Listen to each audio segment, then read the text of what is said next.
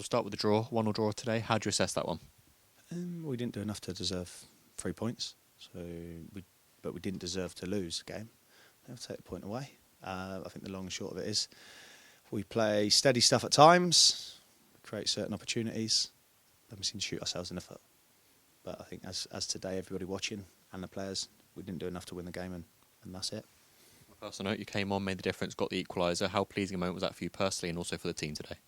Yeah, listen, it's great to score goals. It's great to help the team out. It puts me on 199 career goals. For me now, it's just continue to play and help the football club and score goals, what I've always done. But as a team, it's just, we're just not there. We're not there, and then that's a frustration thing, I know. And you have to keep it back in. The fans let their frustrations out, it's absolutely fine. And I totally understand that. But as players, it's hard not to fall in a hole where you listen to it too much, because it's frustrating for the players as well, but we're facing different obstacles. Not that they're bad, but you're looking at it, like, prime example, look at the pitch. No, the pitch is terrible. And we're a footballing team. You look at the start of the season, we pass teams all over the place. The away team comes here, they're like, brilliant, pitch is terrible. They're not going to pass the ball around. They're going to try that, or there might be a couple of mistakes. And we get done with a set piece. What's happened from August the 6th, or whenever we played our first game, to all the way to now. I'll stop leaking goals from there, start putting the ball in the other end. Just frustrating, Henry. With everything you've touched on there, how important is it that we sort of stick together, fans, club, everybody involved with Swindon, to get this club back where it should be and deliver positive results sooner rather than later? Yeah, everyone's got to stick together. That's how football clubs go forward. If they don't, that's how football clubs go the other way. If they go the other way, that's a disaster for everybody. So I think one thing they need to do is realise where the football club's at. The football club is a big League Two club. And that's where it's at the moment. And then we're concentrating where it goes the next year and the next year. And if promotion's a goal and that's where we're going to go for, fine. Let's have a right go as a football club. If it's not, that's totally understandable. Boom, stay where we are. That's it, then build and then build. But at the moment, I think everybody involved in the club needs to realise where we're at. And that's in League Two. And that's it. With that in mind, of course, as you touched on in press, there is, future prospects here and exciting players here that can make the difference next season. And that's what I said in there.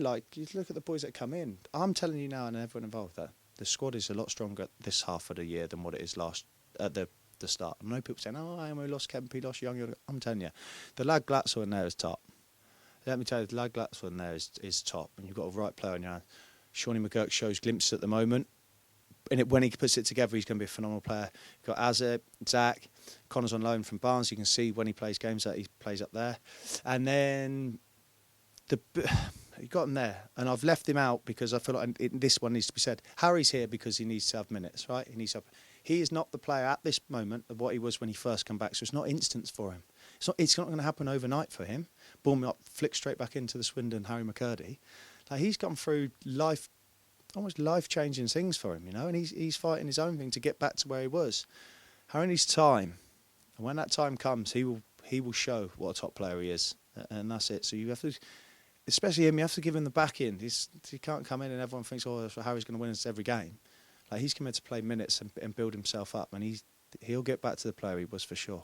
You touched on it again there, but as you say, you can understand fans' frustration. Relationships are continuing to build, and it does feel like a bit more of a building process at the moment, as opposed to competing at the top end at the moment. Yeah, and that's it, and that's football. That's where we're at as a football club. We need to understand that.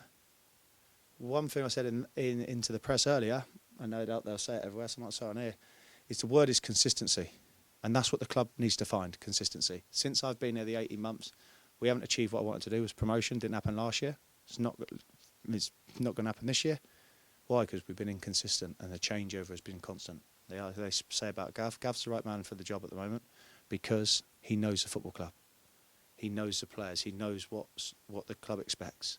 What happens in the future is that's nothing to do with me. At the moment, Gav's the right man for the job. All things considered there, like you said, you want to still finish this season positively, end on a good note, and hopefully build into next season even stronger. Yeah, and that's it. But you've got to be consistent as a football club. And if you go away off that platform or wherever you want to be trying to get forward, then you're going to be facing the same old problems. Back to you, 199 goals. How keen are you to get to that 200 mark? Yeah, I was a month ago. I realised where I was. I knew I was close, and then I need one more now. But listen, people, it makes me laugh. Listen, people continue to say, "Oh, he's 34, his legs can't move. He don't this." the lads won't mind me saying next time, really, I'm the best finisher at the club. I scored 199 career goals. That's where I'm at. So get the ball to me in the box and I'll do the rest. Like, this is simple as that. Like you said there, you are, an experienced player. You've learnt a lot in your time in your career, and how important is it you sort of build on that towards the end of this season, but also develop these younger players that can give Swindon potential next season? Exactly. Listen, the boys have been at the top. Like, Glatz has come through Liverpool and he's learnt from the best. I don't really have to say a lot to Glatz. Let me tell you, you've got a right player on your hands, and to enjoy watching him play. As we look ahead to next week, Mansfield away, another tough test, but one I'm sure you and the rest of the lads will be thriving on. Yeah, tough game. We go there. They're trying to go in one direction where we was at the start of the season. It's going to be a tough game. We had a good result against them at home. We got to try and win. We got to try and build on it. Like I said, top teams, they go back-to-back wins.